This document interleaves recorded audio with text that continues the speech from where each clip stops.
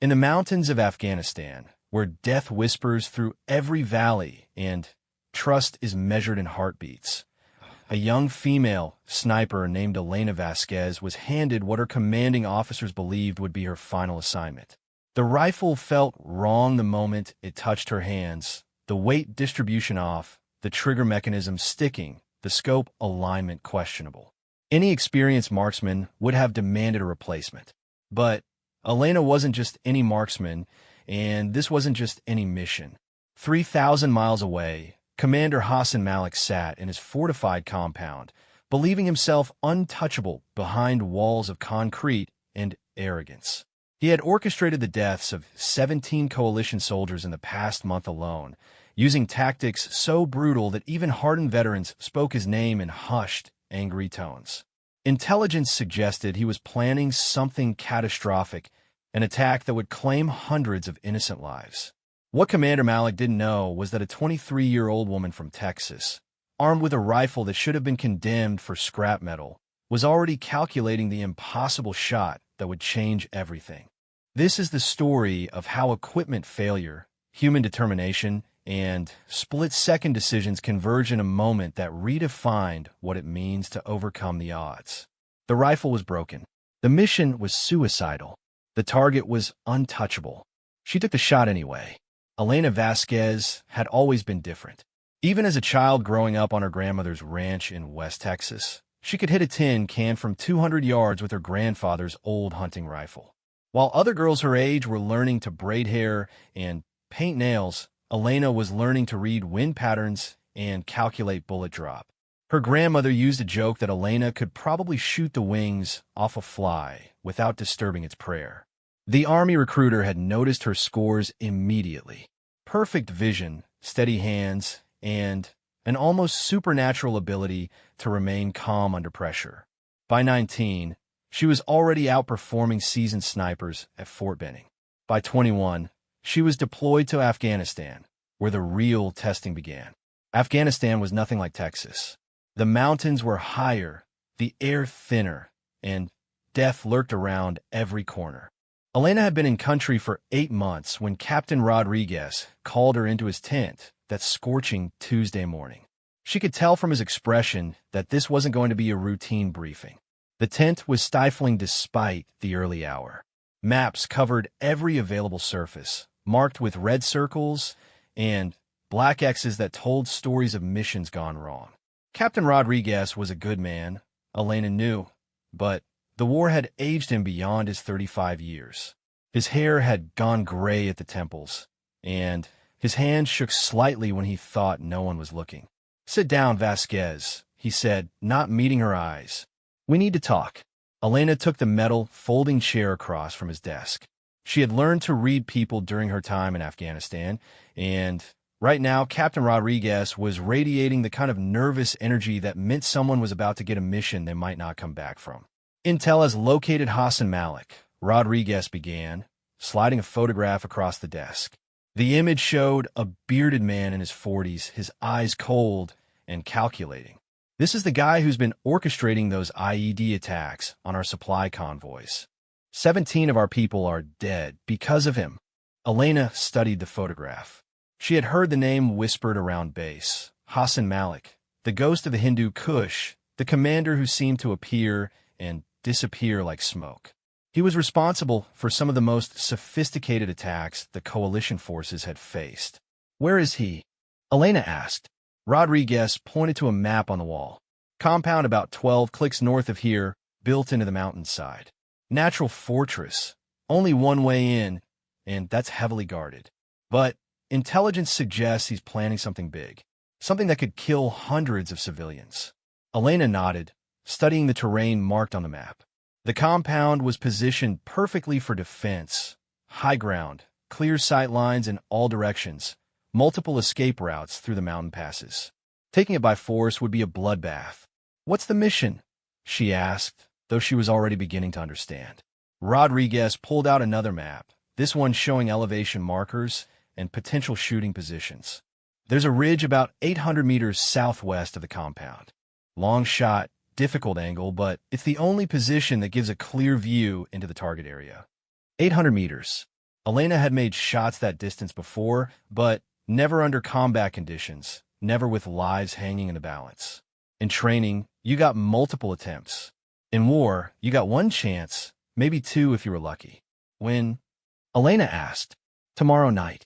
Malik rarely shows himself during the day, but intelligence suggests he comes out onto the compound's main balcony every evening around sunset. Habit of his, likes to survey his domain. Elena was quiet for a moment, processing the information. A single shot at extreme range, in low light conditions, against a target who would be exposed for maybe 30 seconds. The margin for error was essentially zero.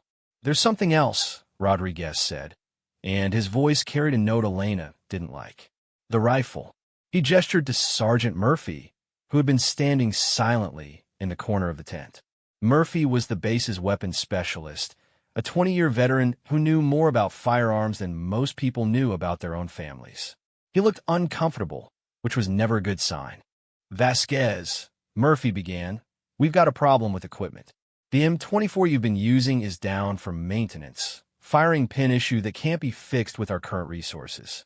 The only long-range rifle available is—" He hesitated. "Is what, Sergeant?" Elena asked, though she was beginning to get a sick feeling in her stomach. Murphy walked over to a weapons case in the corner and opened it. Inside was an M48-3, but Elena could see immediately that something was wrong with it. The stock was slightly cracked, the scope mount looked loose, and there were scratches on the barrel that suggested it had seen better days. "This rifle was damaged in an IED attack 3 weeks ago," Murphy explained. "The previous sniper, Martinez, was using it when their position got hit. Martinez made out, but the rifle took some shrapnel damage." Elena lifted the weapon from its case, immediately feeling that something was off.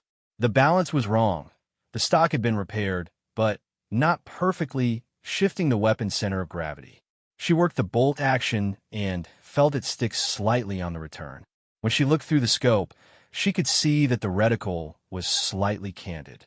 "Sir," she said, turning to Captain Rodriguez, "this rifle isn't combat ready. The scope alignment is off, the action isn't smooth, and the stock repair has changed the weapon's characteristics.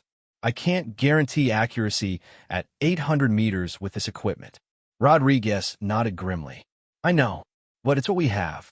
The supply convoy that was supposed to bring replacement equipment got hit by one of Malik's IEDs. "We won't see new gear for another 2 weeks, minimum." Elena set the rifle down carefully.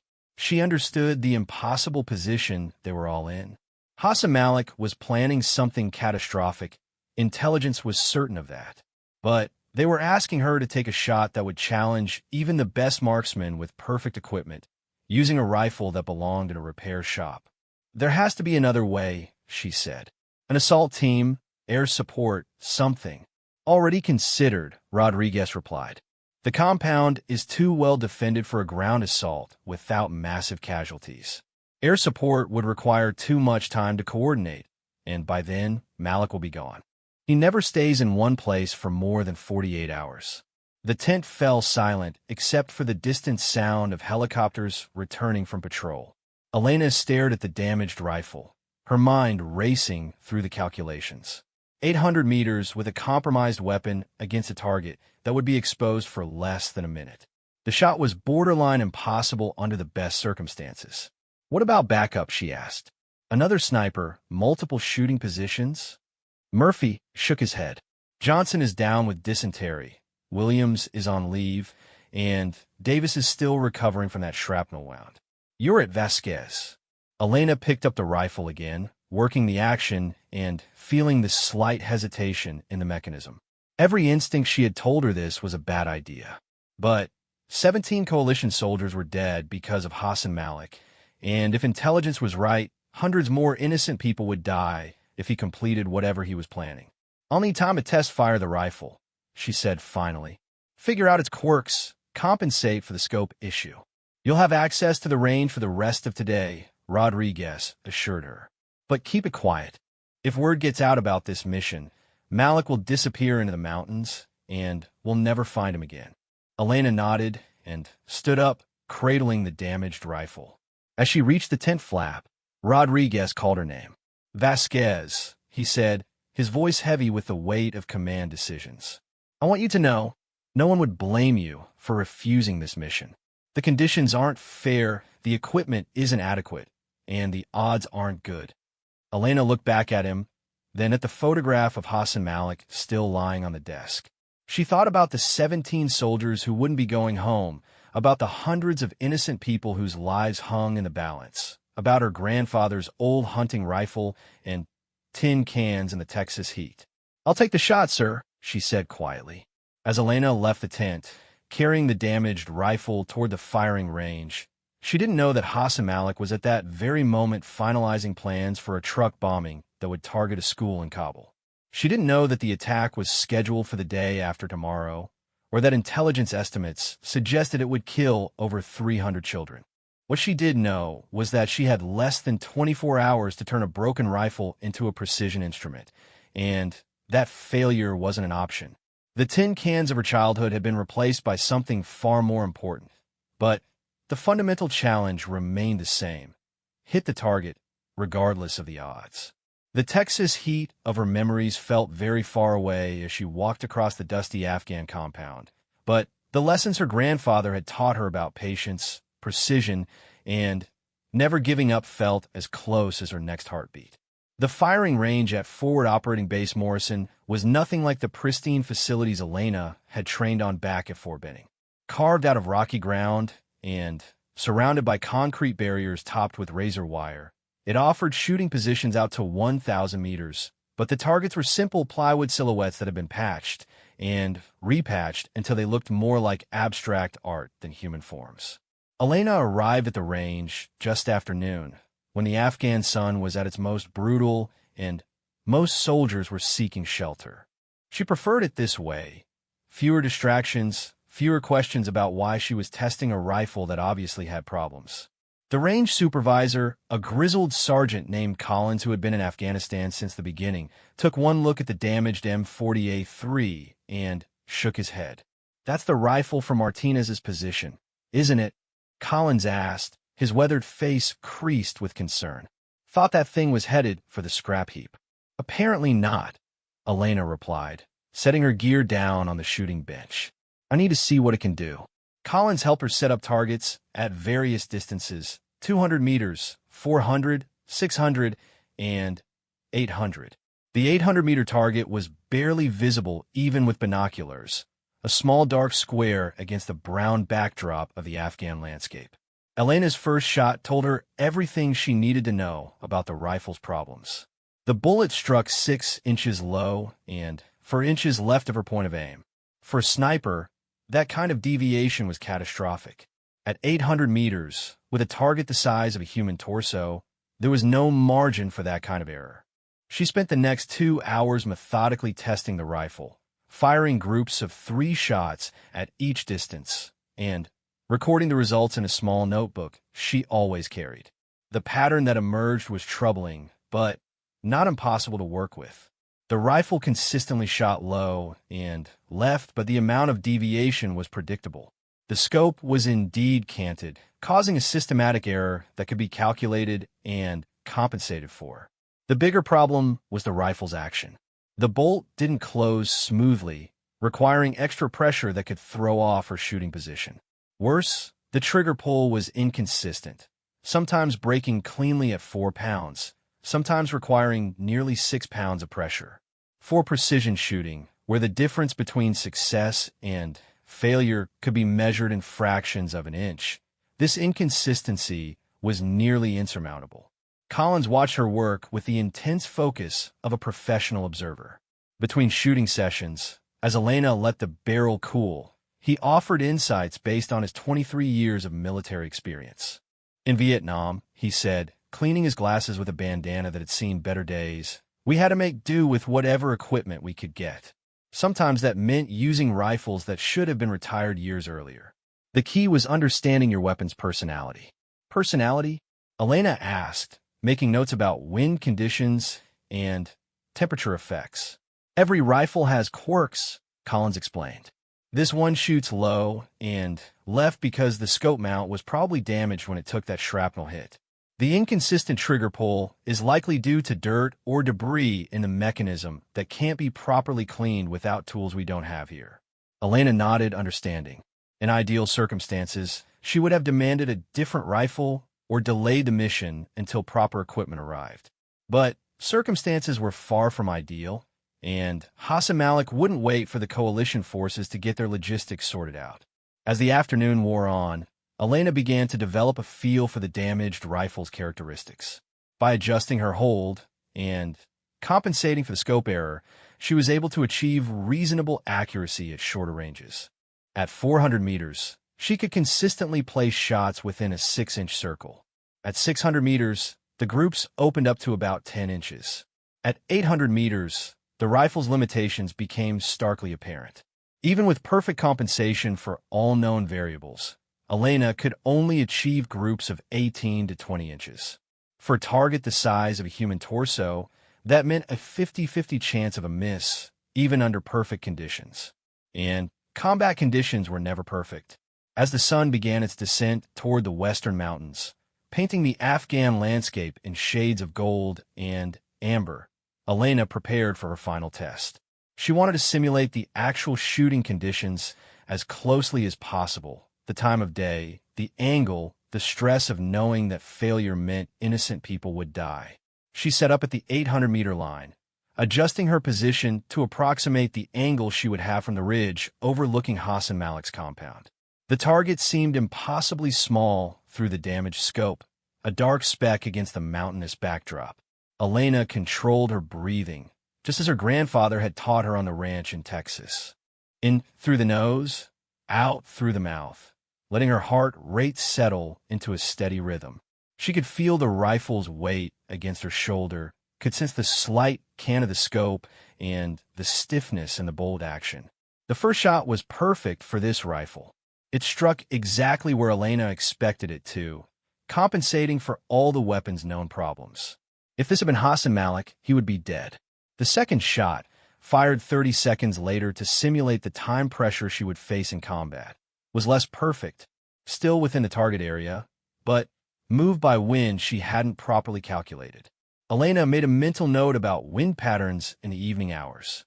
The third shot missed completely. Collins walked over as Elena was packing up her gear. The sun was getting low now, and the mountains were beginning to cast long shadows across the valley. In the distance, she could hear the evening call to prayer from a village somewhere beyond the base perimeter. "What's the verdict?" Collins asked, though his expression suggested he already knew the answer. "It's possible," Elena said slowly, but barely. "I can compensate for the scope issues and the trigger problems, but there's still too much uncertainty. Under perfect conditions, maybe 70-30 odds in favor of a hit. And combat conditions are never perfect," Collins observed. "Exactly. Wind changes, target movement, stress effects on the shooter. Any one of those factors could turn a hit into a miss." Collins was quiet for a moment, staring out at the 800-meter target that was now barely visible in the gathering dusk. "You know," he said finally, "in all my years in the Army, I've learned that sometimes the mission isn't about perfect odds. Sometimes it's about being the person willing to take the shot when everyone else says it can't be done." Elena finished packing her gear and stood up. The damaged rifle felt heavier now, weighted down with the knowledge of its limitations and the importance of the mission ahead. Tomorrow evening, Hassan Malik would step onto his balcony to survey his domain, and Elena would have perhaps 30 seconds to end a threat that intelligence suggested could kill hundreds of innocent people. As she walked back toward the main base, Elena's mind was already shifting from the technical aspects of the shot to the mental preparation required. She had done everything she could to understand the rifle's limitations and compensate for its problems. Now she needed to prepare herself for the psychological pressure of taking a life at extreme range with substandard equipment. That evening, Elena sat alone in her quarters, a small prefabricated building she shared with 3 other soldiers. Her roommates were out at the recreation tent, playing cards and trying to forget where they were for a few hours. Elena preferred the solitude. She used the quiet time to visualize the mission, running through every possible scenario in her mind. She imagined the hike to the shooting position, the setup process, the wait for Hassan Malik to appear.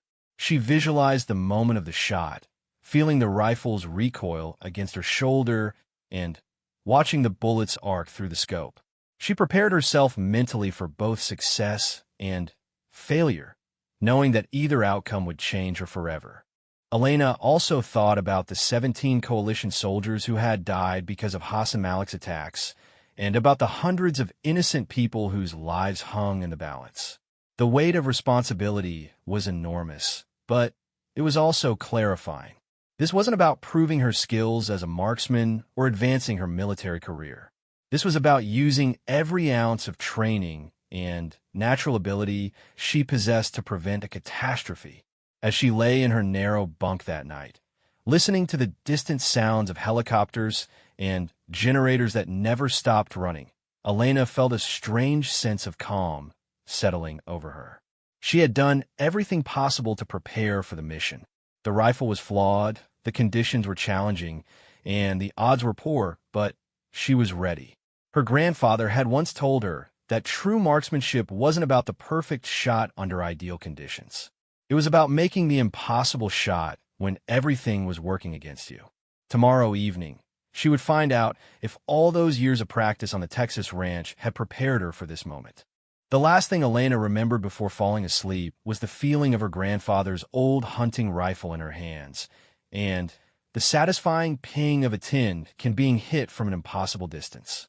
Tomorrow, the tin can would be replaced by something far more important, but the fundamental challenge remained the same. Take the shot, regardless of the odds, because sometimes one bullet can change everything. Elena woke before dawn, as she had trained herself to do throughout her military career. The pre-mission routine was sacred to her, a series of precise actions that helped focus her mind and prepare her body for the challenge ahead. She dressed in her combat uniform with deliberate care, checking and double-checking every piece of equipment she would need for the 12-hour mission. The damaged M40A3 rifle lay disassembled on her bunk, each component carefully cleaned despite the mechanical problems she couldn't fix. Elena had learned long ago that taking care of your equipment, even flawed equipment, was part of the professional discipline that separated elite soldiers from everyone else. She assembled the rifle with practiced efficiency, running through a final function check before securing it in its carrying case. Captain Rodriguez was waiting for her in the command tent, along with Lieutenant Hayes, who would be providing overwatch support, and Sergeant Murphy, who had insisted on personally checking her gear one final time. The atmosphere was tense but professional. Everyone understood the stakes, and everyone knew that Elena was about to attempt something that bordered on impossible. Latest intelligence confirms Malik is still at the compound, Rodriguez reported, pointing to aerial photographs taken by a surveillance drone just hours earlier. No change in his evening routine. He appears on the main balcony every day around 18:30 hours, stays for approximately 3 minutes. Elena studied the photographs, noting the angle of the balcony relative to her shooting position and the background terrain that would affect her sight picture. The shot would be even more difficult than she had anticipated. Malik wouldn't be standing still, but rather walking slowly along the balcony while observing his domain. Wind conditions? Elena asked. Lieutenant Hayes consulted his meteorological data. Variable winds from the southwest, gusting between 8 and 15 knots. Temperature dropping as the sun sets, which will affect bullet trajectory. Elena nodded, filing the information away. Variable winds were a sniper's nightmare, especially at extreme range. A wind gust at the wrong moment could push her bullet several feet off target. She would have to read the environmental conditions constantly and time her shot for a moment of relative calm. The briefing continued with escape routes, communication protocols, and contingency plans. If Elena missed, or if Malik somehow survived the shot, he would immediately disappear into the mountain cave system that had protected Afghan fighters for centuries. There would be no second chance.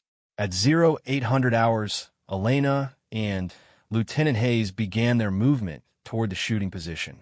The 8-kilometer hike would take them through terrain that had been contested for decades, rocky valleys, and steep hillsides where Soviet soldiers had died in the 1980s and where Taliban fighters still moved like ghosts through the landscape.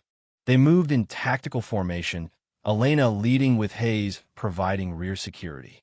The weight of their equipment was substantial. The damaged rifle, ammunition, communications gear, water, food, and camouflage materials needed to establish a concealed shooting position. Elena had conditioned herself for exactly this type of load-bearing march, but the thin air and brutal heat of Afghanistan made every step a test of endurance. The route to the shooting position avoided known patrol paths and observation points, but in Afghanistan, danger could appear from any direction without warning. Every rock formation could conceal an enemy fighter. Every distant movement could signal an ambush. Elena's senses were hyper-tuned, constantly scanning for threats while mentally rehearsing the shot she would attempt in 10 hours. They reached the ridge overlooking Hassan Malik's compound at 1,100 hours, exactly on schedule. Elena's first look through binoculars confirmed her worst fears about the shooting position. The angle was even steeper than anticipated, requiring her to compensate for gravity effects that could pull her bullet off target. The distance was precisely 847 meters, according to her laser rangefinder, longer than the 800 meters she had practiced at. Jesus, Hayes whispered, studying the compound through his own optics. That place is a fortress. Hassan Malik's compound was built into the mountainside, like a medieval castle, its walls blending seamlessly with the natural rock formations. Guard towers provided overlapping fields of fire, and Elena could see at least 6 fighters patrolling the perimeter with automatic weapons. Any attempt to assault the position would result in massive casualties. The main building was constructed around a central courtyard, with the commander's quarters located on the highest level. The balcony where Malik made his evening appearances jutted out from the building like a ship's prow, offering a commanding view of the valley below. From Elena's perspective, it looked impossibly small and impossibly distant. Elena and Hayes spent the next several hours establishing their hide site, a carefully camouflaged position that would conceal them from observation while providing Elena with a clear shot at the target balcony. They used natural terrain features and military camouflage netting to create what appeared to be just another pile of rocks on the mountainside. The work was painstaking and exhausting. Every piece of equipment had to be positioned precisely, every sight line calculated and tested. Elena established multiple shooting positions within the hide site, knowing that she might need to adjust her angle based on exactly where Malik appeared on the balcony. By mid-afternoon, their position was ready. Elena performed a final test of her rifle, dry firing at the distant balcony while Hayes spotted through binoculars. The damaged scope's reticle looked steady, and the bolt action cycled as smoothly as its damage condition would allow. Everything that could be prepared had been prepared. As the hours passed, Elena found herself slipping into the mental state that had made her successful as a sniper, a combination of hyper-awareness and zen-like calm that allowed her to notice everything while being distracted by nothing. She could feel the wind patterns changing as the sun moved across the sky, could sense the subtle temperature variations that would affect her bullet's flight path. Hayes maintained communications with the base, providing regular updates on their status and the target area. Intelligence continued to confirm that Malik was present in the compound, but there was no way to predict exactly when or where he would appear on the balcony. At 1,700 hours, with sunset still 90 minutes away, Elena observed the first signs of activity in the compound. Guards were changing positions, and she could see figures moving within the main building. Through her scope, she studied every detail of the target area, memorizing the layout and identifying potential complications.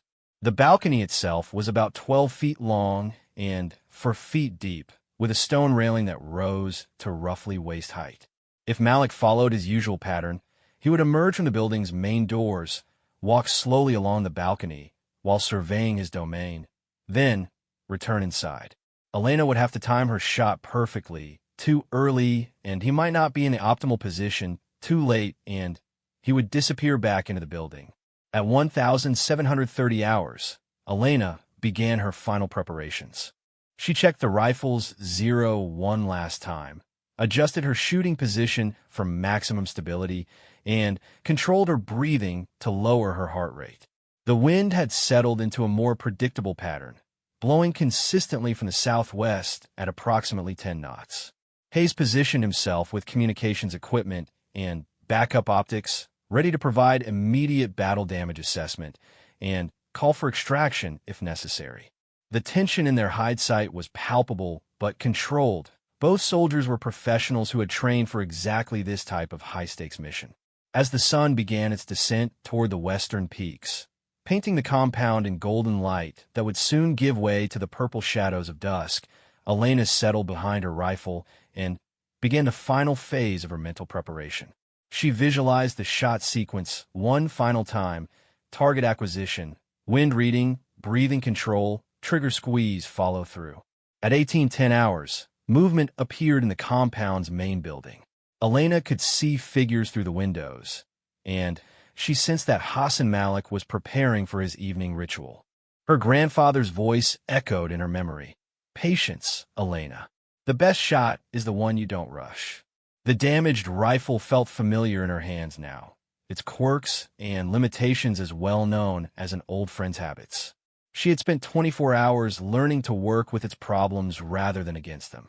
The scope was canted, the trigger was inconsistent, and the action was stiff, but it was still a precision instrument in the hands of someone who understood its personality. At 18:25 hours, the main doors to the balcony opened. Elena's world narrowed to the view through her scope, a circle of magnified reality that contained nothing but stone, shadow, and the possibility of preventing a catastrophe.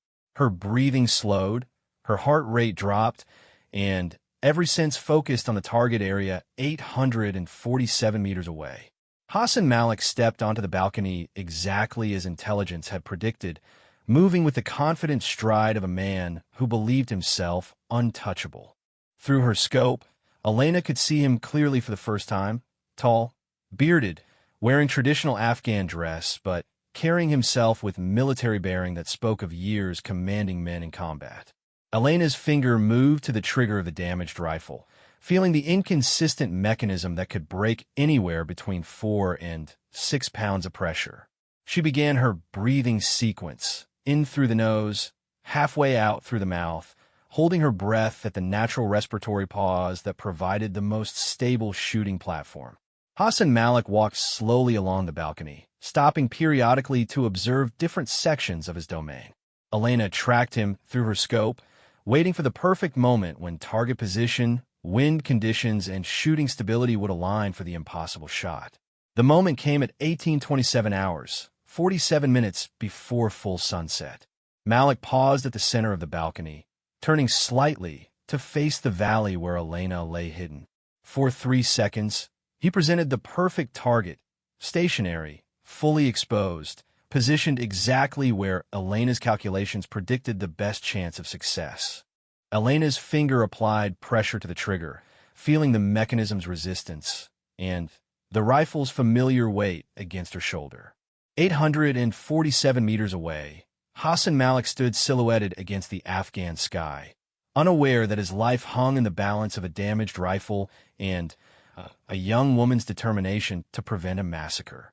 The trigger broke at 5.2 pounds of pressure, sending a 168-grain-match bullet spinning toward its distant target at 2,650 feet per second.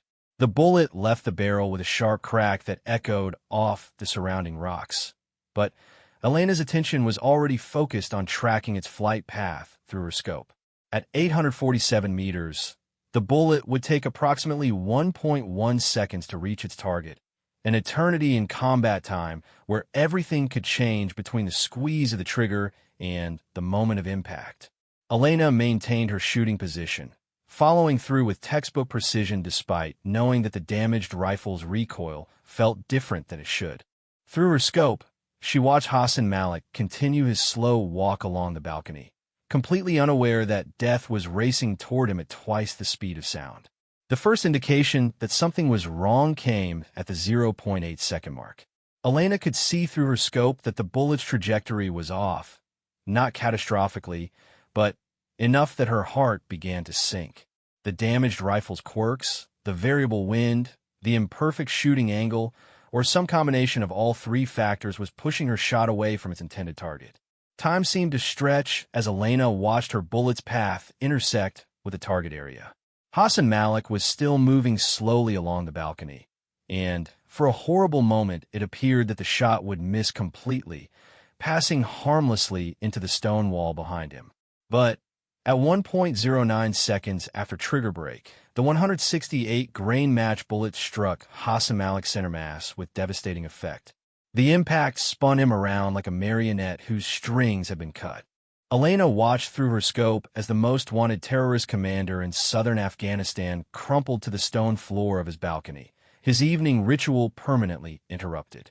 The shot that everyone said was impossible with a damaged rifle had found its mark. "Target down," Elena whispered into her radio, her voice steady despite the adrenaline flooding her system. "Target is down." The response from base was immediate and electric. "Confirm target down."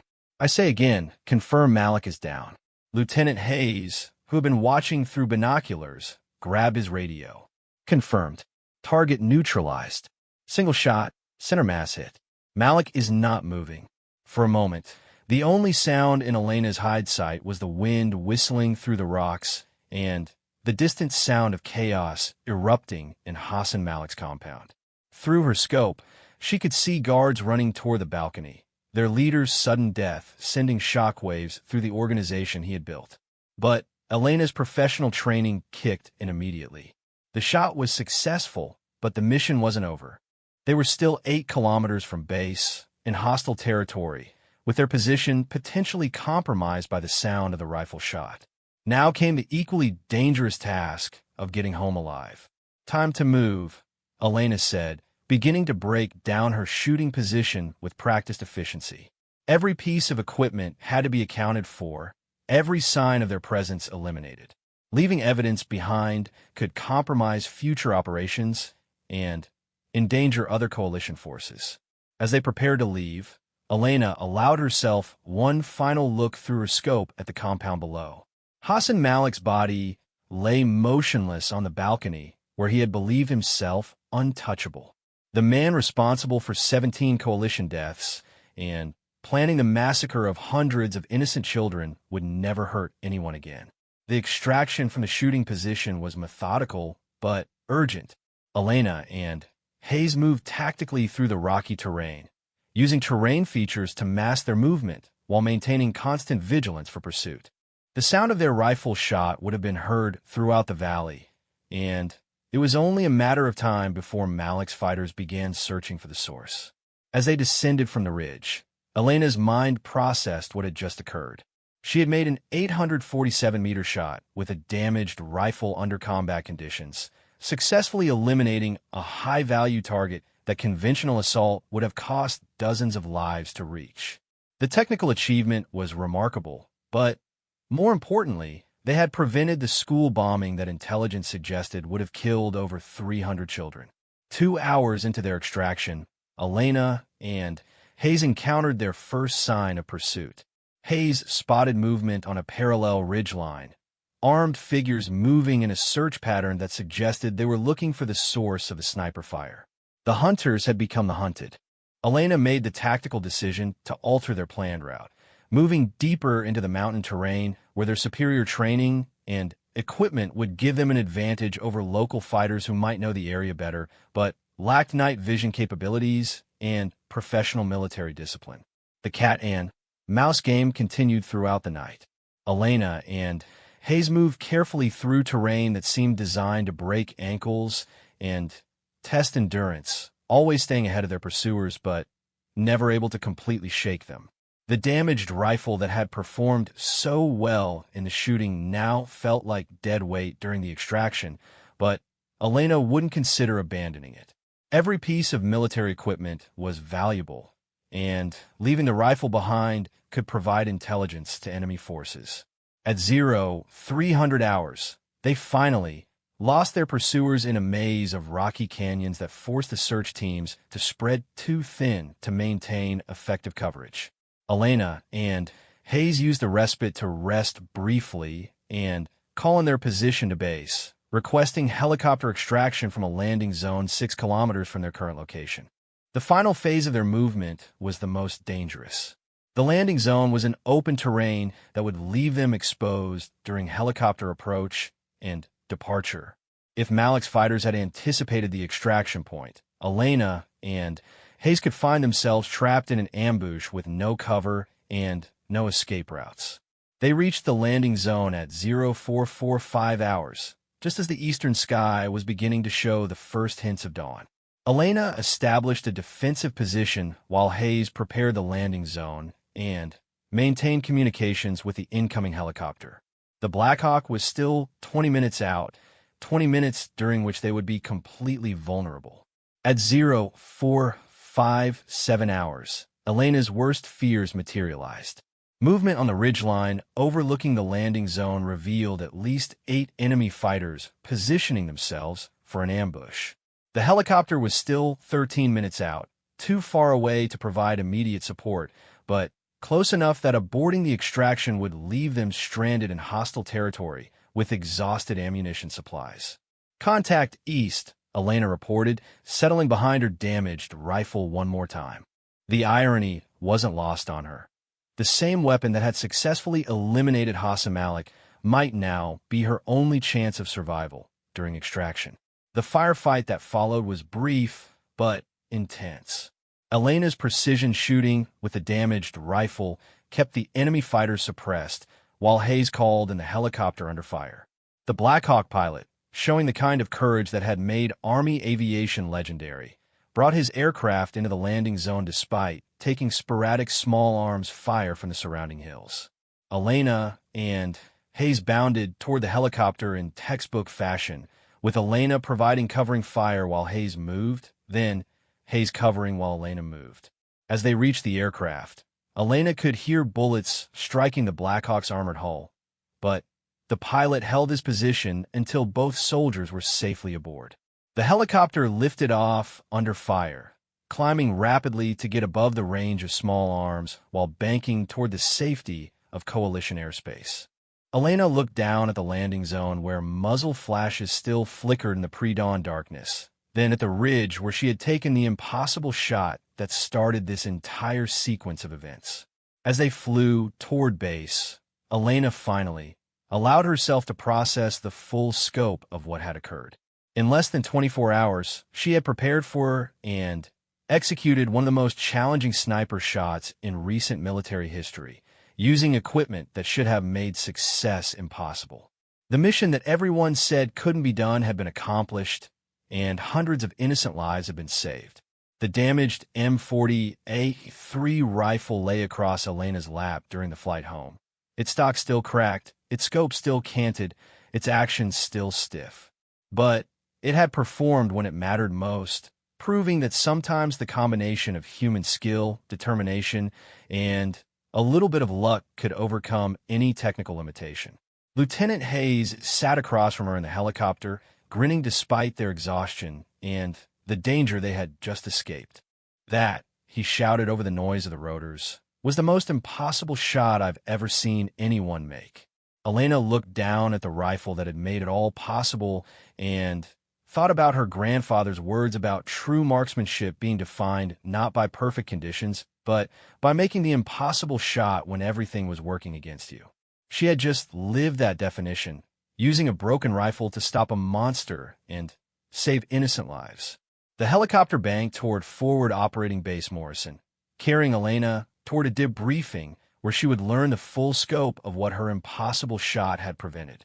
Intelligence would soon confirm that Hassan Malik's planned attack would indeed have targeted a school in Kabul, and that his death had prevented the massacre of 347 children who would now grow up to live their lives. But at that moment, flying through the Afghan dawn with her damaged rifle in her hands and the satisfaction of mission accomplished in her heart, Elena simply felt grateful. Grateful for her grandfather's training, for the Army's trust in her abilities, and for the opportunity to use her skills to protect innocent people from those who would do them harm. The impossible shot had been made. The broken rifle had proven that sometimes imperfection, in the hands of someone who refused to accept defeat, could achieve what perfection never could. The helicopter touched down at Forward Operating Base Morrison just as the sun crested the eastern mountains, painting the dusty compound in shades of gold and amber that reminded Elena of the Texas sunrises of her childhood. She climbed down from the Black Hawk, still carrying the damaged M40A3 rifle, her legs shaky from exhaustion and adrenaline that was finally beginning to ebb. Captain Rodriguez was waiting on the landing pad with her expression Elena had never seen before, a mixture of relief, pride, and something approaching awe.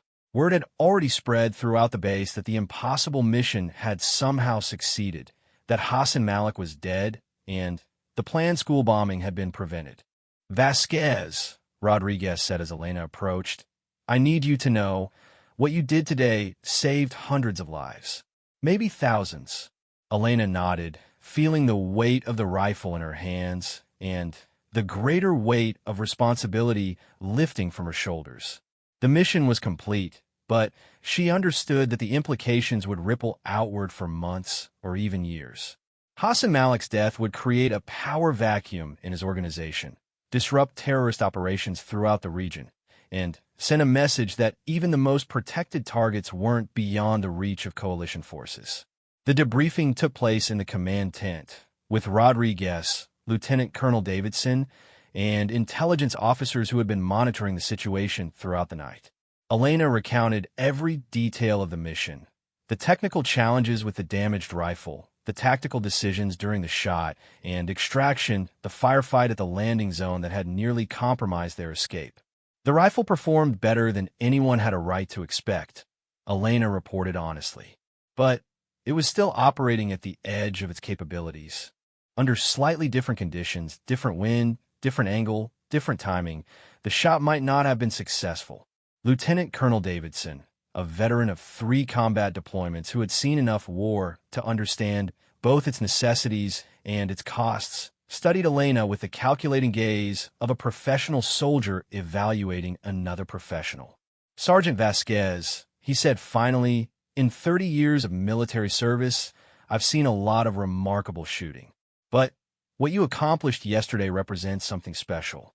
You took a shot that our best equipment analysis said had maybe a 30% chance of success, and you made it work through pure skill and determination." The intelligence officers provided additional context that made Elena realize just how significant the mission had been. Hassan Malik hadn't just been planning a single attack. He had been coordinating with terrorist cells across 3 provinces to launch simultaneous bombings during a religious holiday when the schools would be full of children and their families. The total casualty estimate for all the planned attacks was over 800 people, mostly civilians. "Your shot didn't just eliminate one target," the intelligence officer explained, pointing to a map marked with red circles indicating the planned attack sites. "It decapitated an entire network. Without Malik's leadership and coordination, the other cells have already begun to fracture. Our sources suggest the entire operation is collapsing." Elena absorbed this information quietly, understanding that her impossible shot with a damaged rifle had achieved something beyond what anyone had dared to hope. Sometimes in war, a single well-placed bullet could change the trajectory of events in ways that entire armies couldn't accomplish. Over the following days, as intelligence continued to confirm the mission's broader implications, Elena found herself struggling with an unexpected challenge, becoming a symbol of something larger than herself. Word of the impossible shot had spread throughout the coalition forces, growing with each retelling until it had achieved almost mythical status. Soldiers who had never met Elena knew her name. Officers from other bases requested briefings on the technical aspects of the shot. Military journalists wanted to interview her about overcoming equipment limitations through superior training and determination. Elena, who had always preferred to let her work speak for itself, found the attention uncomfortable and potentially dangerous. "The last thing we want," Rodriguez explained during one of the private conversations, "is for you to become a target yourself. The enemy knows that Hassan Malik was eliminated by a coalition sniper, and they'd love nothing more than to capture or kill the person responsible. For security reasons, the details of Elena's mission were classified at the highest levels. Officially, Hassan Malik had been killed in a coalition operation, with no mention of the extraordinary circumstances surrounding his death. Elena understood the necessity of operational security, but it also meant that the true story of the impossible shot might never be told publicly. 2 weeks after the mission, Elena received word that she was being recommended for the Silver Star, one of the military's highest decorations for valor in combat. The citation would necessarily be vague about details, but it would recognize her extraordinary skill and courage in eliminating a high-value target under extremely challenging conditions. Elena's reaction to the award nomination was complex. She felt honored by the recognition, but also aware that her success had been built on the foundation of training and support provided by dozens of other people. Her grandfather's patient instruction on the Texas ranch, the Army's investment in her marksmanship development, Captain Rodriguez's trust in giving her an impossible mission, Lieutenant Hayes's professional support during the operation, none of it had happened in isolation.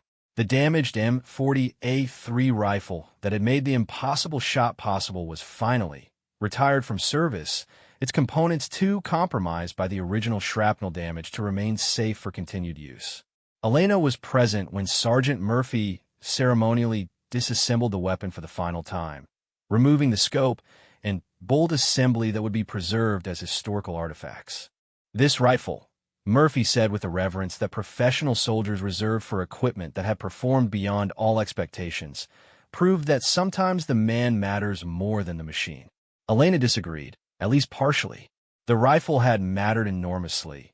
Its specific quirks and characteristics had required her to adapt her technique in ways that tested every aspect of her training and natural ability.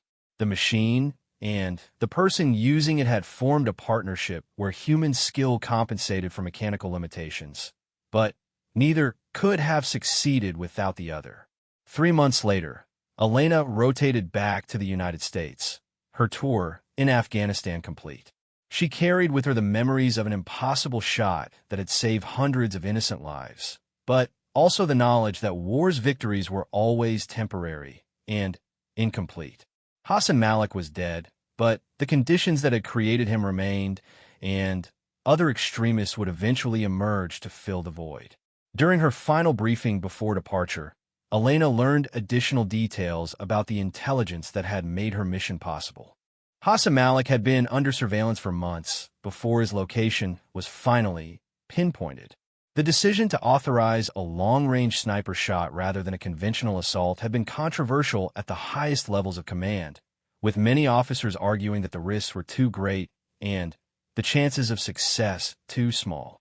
"Your shot," Lieutenant Colonel Davidson told her, vindicated a lot of people who believed that superior training and individual skill could still make a difference in an age of high-tech warfare. Elena returned to Fort Benning as an instructor, sharing her experience with a new generation of military snipers who would face their own impossible challenges in future conflicts. She found that teaching helped her process the psychological impact of her mission in Afghanistan. The satisfaction of preventing a massacre balanced against the knowledge that she had taken a human life, even one that clearly deserved to be taken. The story of the impossible shot became part of military folklore, told and retold in training courses and professional development sessions throughout the Army. Details varied with each telling, but the core message remained consistent: that superior training, professional dedication, and refusal to accept defeat could overcome seemingly insurmountable obstacles. Elena kept a photograph from her mission in her office at Fort Benning, not of the target or the shooting position, but of the damaged rifle being cleaned and prepared for its final mission. Students would sometimes ask about the photograph, and Elena would use it to illustrate a fundamental truth about professional soldiering: that missions succeeded or failed based on the ability to work with imperfect tools under challenging conditions.